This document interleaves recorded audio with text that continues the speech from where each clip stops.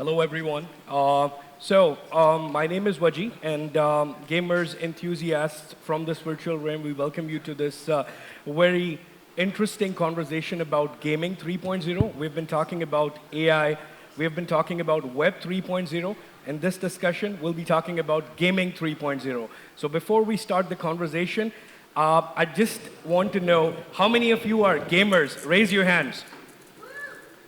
Wow, we've got some good gamers here.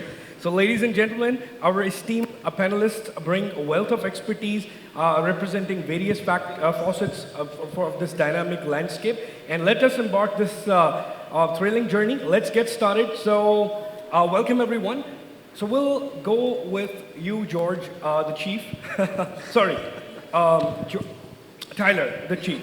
Either way. Could you provide us an overview of what distinguishes the gaming 3.0 from its predecessors, and what potential do you see this new phase is going to reshape the gaming industry? Yeah, well, first off, thanks for having me. Really happy to be here. And Web3 gaming is definitely going to bring one main change to the gaming world, and that's going to be ownership. Right now, you see players, they go into games, they spend hours and hours and hours, thousands of dollars, and then one day they're like, you know what? I don't want to play FIFA anymore. So what happens to your super golden rare Cristiano Ronaldo card? Nothing. You look at CSGO. You know, they brought out a new game and they said, sorry everyone, the last 15 years of playing doesn't matter anymore. We're going to get rid of all of your assets and make a new game.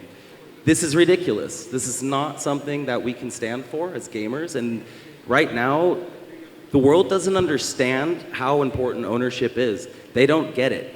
Once you own part of the game that you're passionate about, you become more passionate. You become free marketing for the game. You tell your friends about it. It changes your life potentially because you own your assets. You can sell your assets again. It turns into a self-fulfilling loop, which, you know, once the world figures this out, I'm pretty sure gamers are never going to want to go back to Web 2 games.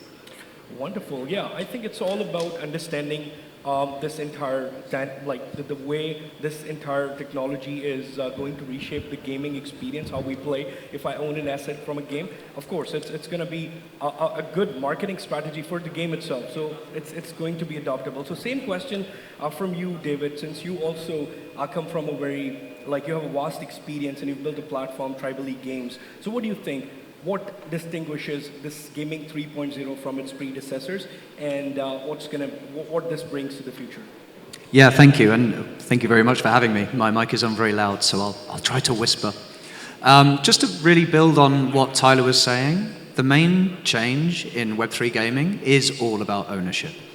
And it makes way more sense if you look at the way that spend in gaming has evolved over the last 15 years. When I was a kid, I used to go to the store and I used to pick up a game on the Nintendo or the Sega, and it cost me like $30, and I used to take that game home and I used to play that game. If you look at spending gaming now, a lot of games are actually free, right? They're free to play, but people are spending their money not on the games themselves, but on the assets in the games. And as Tyler said a second ago, it's not very fair when you're spending thousands of dollars on these assets in games, only for the developer to decide, we're going to rug those now. We're going to pull support for everything you've spent money on, and you're left completely empty-handed. So what Web3 gaming does is it actually changes the system to match the way that people spend money in games now. It means that when I spend money on assets and skins, I truly own those things, and I don't really need to own the game anymore. I need to own the assets. But that's the big difference. Beautiful.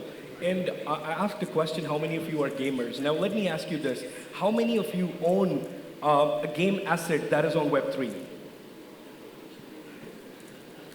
Your hands. So we'll go to George. You you also have built a platform, and echoing to what David and Tyler said. What are your thoughts on this? Yeah. So thank you. Well, okay, it is louder than I thought. So thank you, for having me. It's perfect for them. Go ahead. Given what David and Chief said about ownership. Oh, sorry, closer. Okay.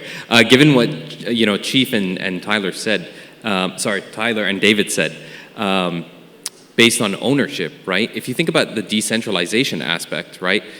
There was an article that I read just a few weeks ago about how Vitalik Buterin, I think like 15 years ago when he was playing World of Warcraft, one of his spells on a warlock character was like nerfed. So it was degraded and decreased.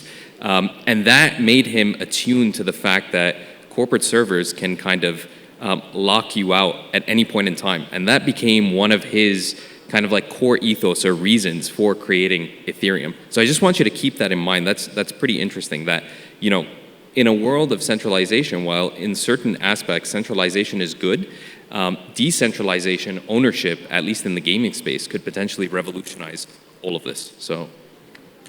Brilliant, I agree with that. So let's go to Assad. Assad, you have got, I was going through the platform that you guys have built, and it's an impressive ecosystem. You've built a game, and then you've built an entire system on the Web3. So what is the biggest competitive edge, advantage of Web3 gaming that you think has, has exceeded the traditional gaming? Yeah, I would agree to what everyone is saying. First of all, thanks for having me here. I find it, first of all, very good that everyone is agreeing now to ownership. If you go back 1.5 years, it was a little bit different on panels. But now I think everyone agrees that ownership is the main thing in games. And I think it's very obvious. I come from a digital transformation background of big companies. And what you see with new trends or new tech is that you always have this hype cycle, and then something is going down, and then the utility is coming, and then eventually it is going up. And you saw it with a lot of tech, from the iPhone to the first apps. Like the first apps, like people thought, like, what can we do with apps? How does it give me any utility or make my life easier? And now we cannot believe to live without apps, right? And it's the same with ownership. Like, in real life, we all know that we want to own something, right? It's from a psychology point of view, it's very usual. Most of the people in the world own something. Yeah. In gaming, the mistake happened from the beginning in gaming is that gaming companies taught us that you don't need to own anything in the digital space. Not only games, also all the other companies. They just made it the way, and it got normal for us, right? But if we take no ownership, and blockchain gives a very good technical solution for that, if we really introduce ownership, not only in games, but especially in games, and we tell people that you finally can own everything in the game, and if you own something, right, you can also sell it, obviously, at a certain time. So you are much more part of the game economy itself. So it's so usual that, but still people don't understand it, which is fine. Again, it was the same with the iPhone and all these others. For a lot of people it made a lot of sense, but people need to get used to it after a certain time. That's what digital transformation is. You need to work on it. There needs to be more PR, more utility, some good projects who show that this is really working. And I think we will see some iterations on it still. It's not the final version we have right now. We can talk about, should it be fully on-chain everything, or half on-chain, the games and stuff like that. But ownership at the end will win. I'm 100% convinced, because in real life it's the case. The young generation, the very young generation, they start to live in Roblox and all these big games where you can, or Fortnite, where you already have the skins and everything, which is the first evolution. And this market is already $50 billion big, the skin market. And the ownership market will be much bigger. And the good thing is, it's good for the players, but also good for the gaming companies, because they don't only earn when they sell by themselves, but they also earn something if the players build the economy and sell to themselves. So that's why I fully believe in ownership.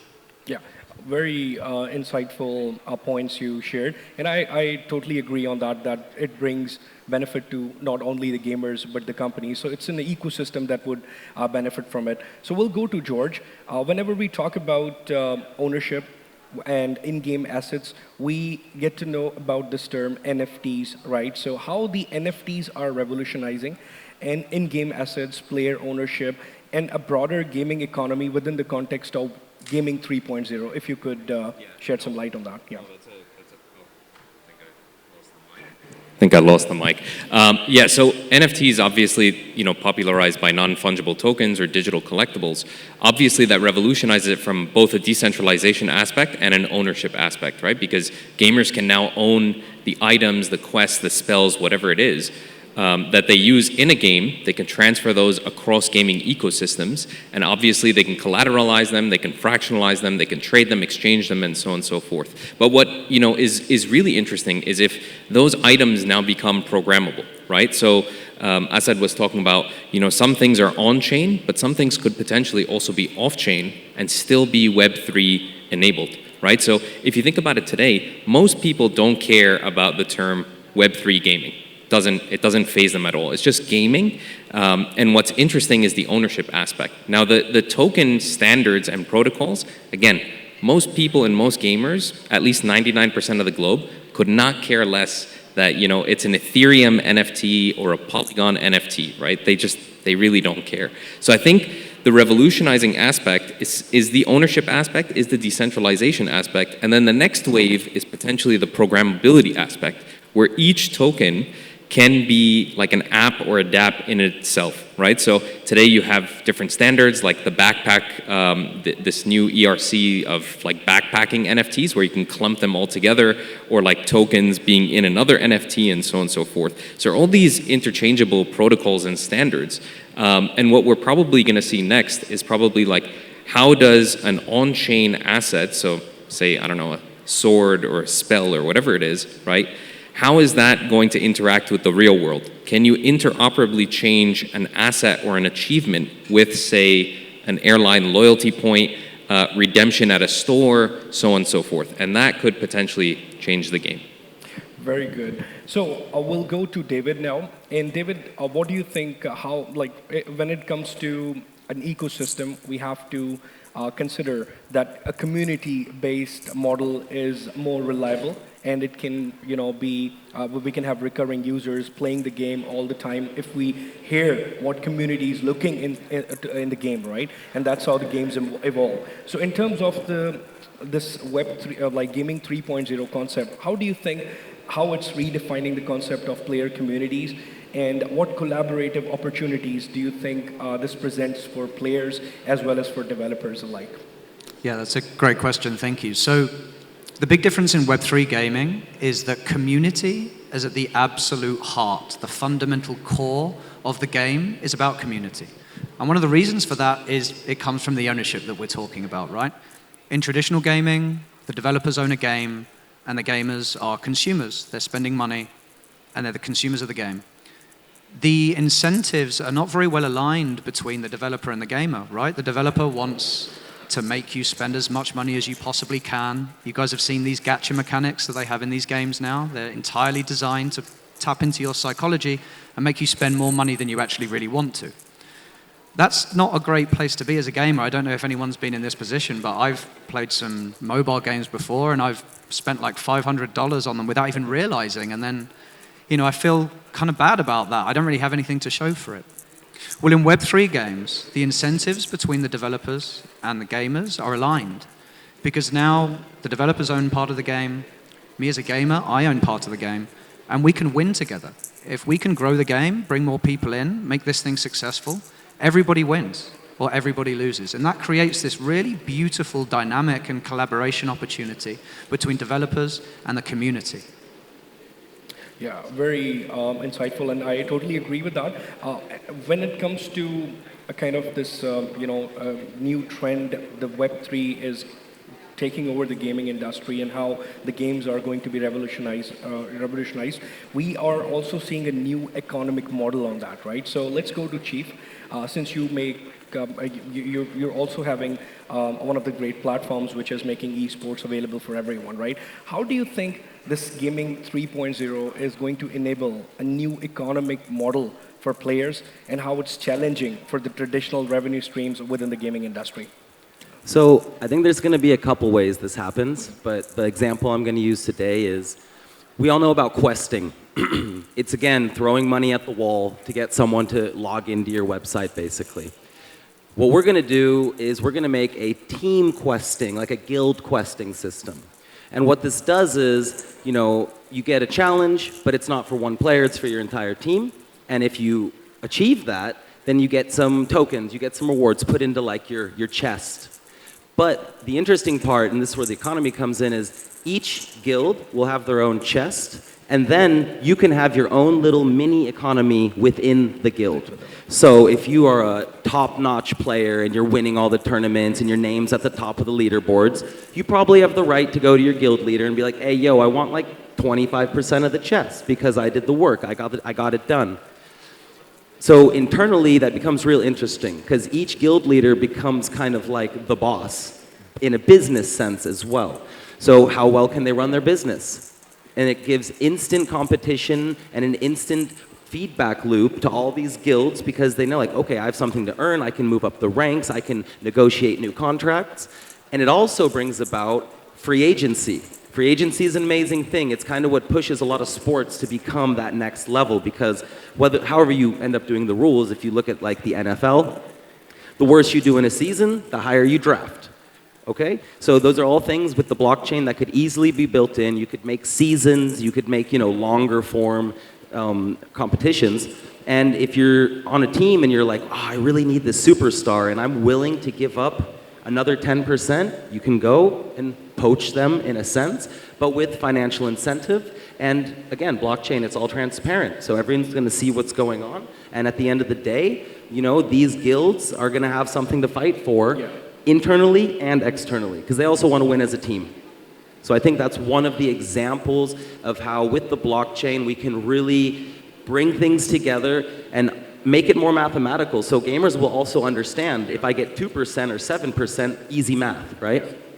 Yeah, no, that's really a valid and very good example. And I think when we consider this, like when we release a game or a founder or a company, when it releases a game, now with the Web3, it's about the gamers as well. So they can also contribute and towards, if this is going to be a community-based model, the economy is going to grow because the people are going to stay in the game if they are seeing something that they can achieve. So there could be a lot. A game can be an evolving game. So that's a very good point. Now, moving towards Assad, I would like to have your feedback on since you've made this ecosystem, so what is the biggest hurdle in mainstream adoption of Web3 gaming? I think the biggest hurdle is still accessibility of Web3 games. I think we have to take ready to delete that hurdle. So we have very good wallet solutions where you can just register with your Google or Facebook account. There are a lot of players on the market right now and you can integrate it into the game. There are off-ramp, on-ramp solutions. You can also connect to your game. So I think the hurdle is that still this tech is not used in companies because they started at a certain time with a certain plan and it's not there yet. So that's why it's a hurdle, but it's solvable, I would say, in an easy way because all the tech is available and every month we see the tech evolving and getting better. And that's why I would say that's the biggest issue. There's obviously, if we have a hello. If we have a look internally in Web3, obviously we have an issue with the scams and with the bad press and everything like that. But people outside, again, like players, they don't care. If you make your game seamless and they even don't understand it's a Web3 game, but there's ownership, then they don't care too much exactly what if there are scams or not scams. If you're a good company with good people, good proof of success whatsoever, they will play your game and everything is fine. That's why from outside it's really make it very easy to access the game. And I think then we are ready to go. Because we see so many studios, good games coming up now next year. I'm talking to a lot of them. We also have one of the biggest Web3 gaming spaces in the world. We do it every week on Thursday. We talk to so many Web3 games, and there's so many coming up. I'm so positive and bullish on Web3 games. All right, and I think the collaborative efforts have to be made to make these hurdles, like these are solvable as you just mentioned. So George, what collaborative efforts you think that technological innovations and what do you believe that these innovations or the adaptive things that are going ahead, how pivotal are these in realizing the full potential of gaming 3.0? So I would probably say just to quickly tap back to what Assad said very quickly. the wallet, the wallet layer that we're all discussing is still a complexity and a friction in and of itself, because nobody wants to sign in, I guess, or have a walletless or seedless layer on any game, because they're already signed in, whether it's on Steam or Xbox or a console or whatever it may be, right? Now the transformational layer that we keep talking about is potentially looking at, an interchain or a cross-chain wallet. It's closer, sorry. Like an interchain or cross-chain wallet. Because again, if you're going to onboard the 99% and not the 1%, right? Most people, again, are not going to care what standard or what protocol or what blockchain it's on. Now, to go back to sorry, can you repeat the second half of that question, because it was a bit long? Yeah, so we were talking about what kind of collaborative efforts do you think the organizations or innovators should make in order to, unleash the actual potential of the Web3? Thank you. Yeah, so I think what we're going to see, at least in my opinion, is the big on-ramp to Web3 or gaming in general will be once we get one of the big console players, I think, to integrate Web3 tech. I think that will be the biggest on-ramp. So I know that, I don't know if it's true or not, but I think Xbox, like something leaked or a memo from Xbox that the next generation console will integrate some kind of Web3 transaction tech. I don't know if that's true or not. But I think once we see one of these players integrate something seamlessly on the back end, whether it's a wallet, whether it's an application, whether it's the transferability of assets, I think that potentially changes the game, I think. Can I jump in on that? Yeah, sure. So I have a theory. All these big Web 2 game studios right now, they're scared because whoever takes the leap could potentially get bad press, et cetera, et cetera. So what I think one of them need to do, and I'm talking like a League of Legends, a World of Warcraft, a Counter-Strike, one of these big players, they put the game on the blockchain, at least the digital assets, for example. They don't tell anybody. They just put it there. And the game is normal. It just keeps on going. And then one day, they open a marketplace. That's it. And they just say, look, boom, ready, go, unleash the floodgates. And then all those players are going to be like, wait, what? What does this mean? And then the click moment will happen. And whoever does that first is going to start the charge. Because any game that has not started building some kind of behind-the-scenes blockchain touch is going to instantly fall behind when that one big player comes out and basically says, ta-da! Yeah, I agree on that, and I was talking to David earlier as well about this, that we have to have a kind of a universal system that can assure that the assets, the NFTs that I own can be, playable in multiple games. Now, what is happening these days, a lot of games are coming in, a lot of marketplaces are coming in, but there is no interconnection between them. There is no universal ecosystem where I can utilize one of my NFT and play it in another game. Or maybe I can trade that NFT inside another game. So there has to be a standard on the behind, and I totally understand. It has to be there. So I think we're heading towards that. Now, Chief, I was coming to you. So what do you think this ecosystem, esports ecosystem, how this is going to create new opportunities for both professionals and players and the organizations as well? Yeah. So esports at a high level in business is basically just a marketing platform. That's really all it is. The fact that you give millions of people, young people, a chance to compete, get passionate about something, build communities, that's a fat bonus, and that's good for the game developers and the players, right? So what's really special about esports is people start having heroes. So these heroes end up going to big live events. These are events, again, for marketing. You want to get viewers, you want to get people on your stream. But in Web3, because now the professionals, the teams, and the fans, very important, are all owners of this game, they're no longer watching this live event just for the entertainment. They're also learning about the game. They're helping support the game by being there, bringing their friends. And when that game does well from all the support from all the owners, it feeds itself yet again. And it grows again. And then you get more opportunities as a game. Because you can say, I had 10 million people watching my stream.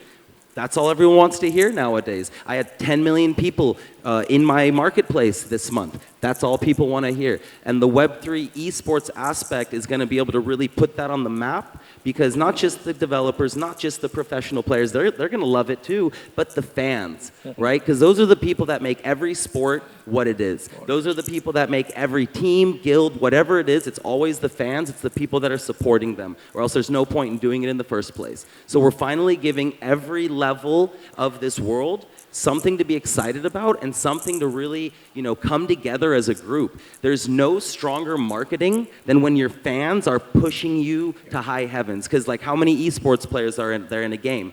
Maybe let's say 100,000. But how many fans can they have?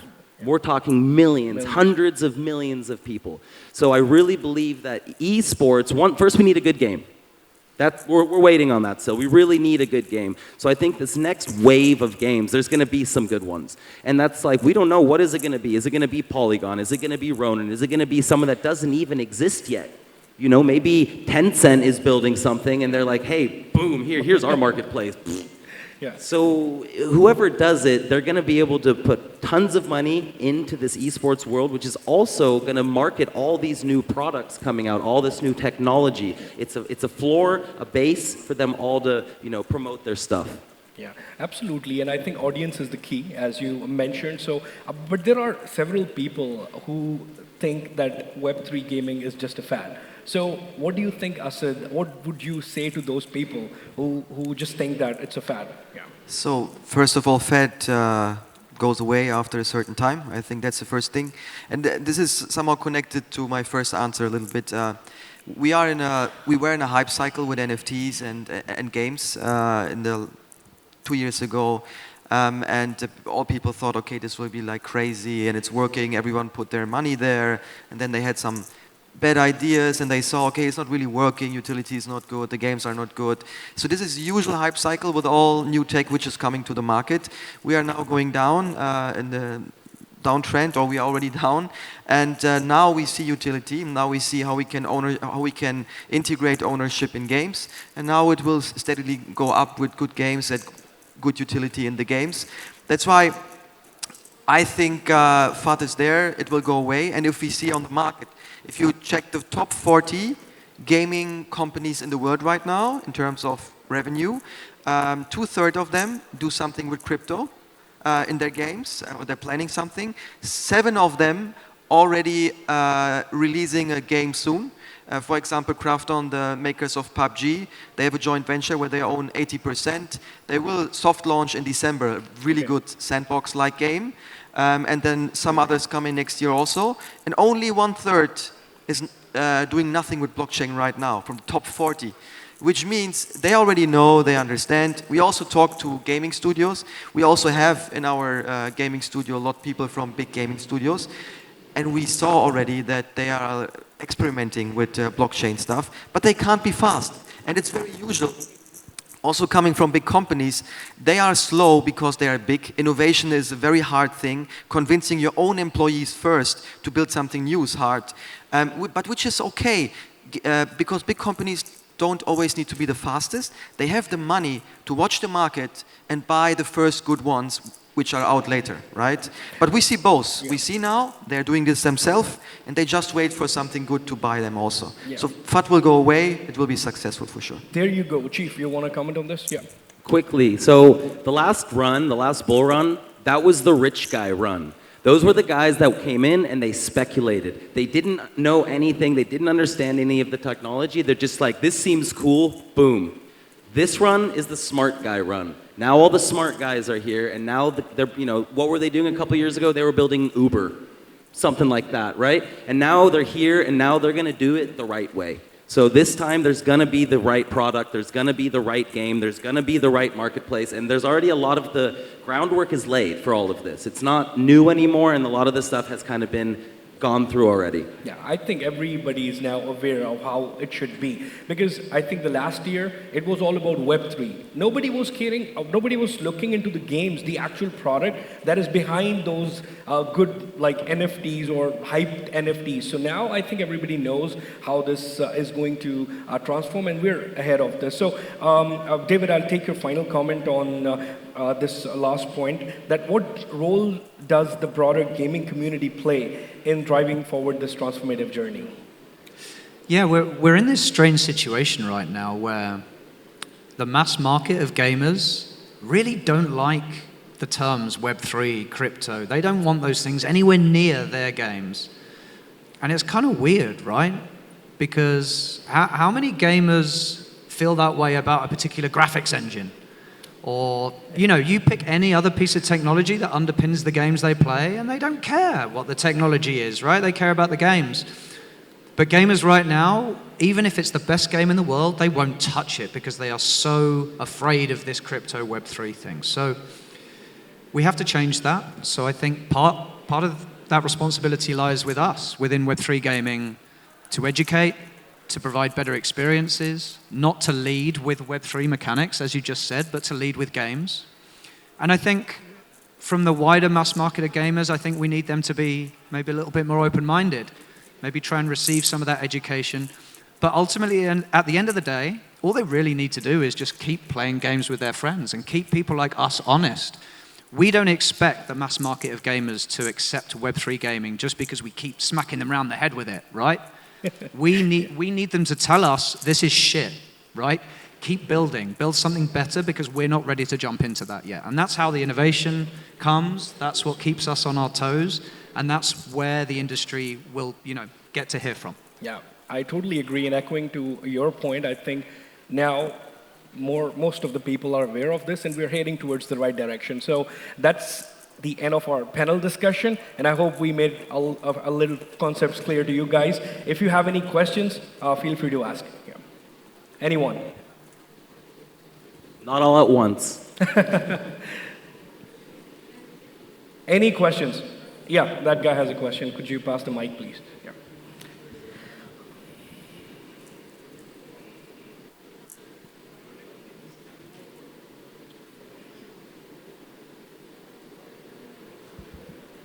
It's not a question, it's more of why I think the gamers are scared to introduce the Web3 and all that.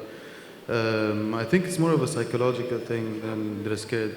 I think it comes from the point of view of people that when they go and they're gaming, me as a gamer, I'm telling you, if when I go and I game and I sit on the PC or whatever and I'm gaming, it's where I disconnect. It's where I sit and I completely disconnect from everything that has to do with knowledge and anything that has to do with information that's going to let my brain start moving faster. I'm here, I'm doing what I know how to do best, and I'm enjoying my time. So this is why I think people are mainly staying away from introducing Web3 to games. And I have a question for you. Do you play by yourself or do you play with your friends mainly? I play with myself and with my friends. Because everyone's different, but a lot of people love to play the games with their friends. That comes back to the community aspect, which is really strong in Web3, and especially the younger generations, they love to like stay on a call all night long, play with their friends, and if they can earn together, do esports together, for example, it kind of levels it up for that player. But I also understand your point. Sometimes you just want to sit there and not talk to anybody and just play. And either way, you shouldn't have to choose, right? Web 2, Web 3, it shouldn't matter. The game should be good, and then you can either, you know, headphones on with friends, headphones on without friends, headphones off without friends, both legitimate. Sorry, I just want to comment. I kind of actually agree, because when you're playing a game, you don't think, oh, I'm going to connect to Ethereum, or I'm going to connect to an AWS server, or, you know, whatever. Maybe you have to choose if you're playing in, I don't know if the server is based here in Dubai or in APAC or whatever it is, but you're not thinking, oh, let me connect to Web3 before I play the game, right? Like, I mean, I don't think anyone is thinking that.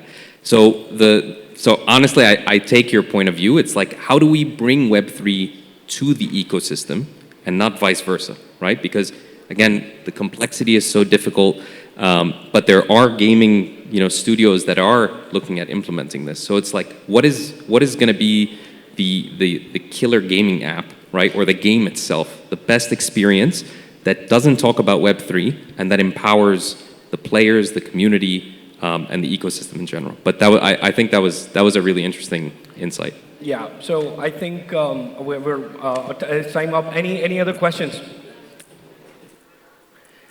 All right, so thank you very much for your attention. It was a beautiful and very insightful discussion with all of you, and thank you everyone for being here. Yeah. Thank you very much. Thanks.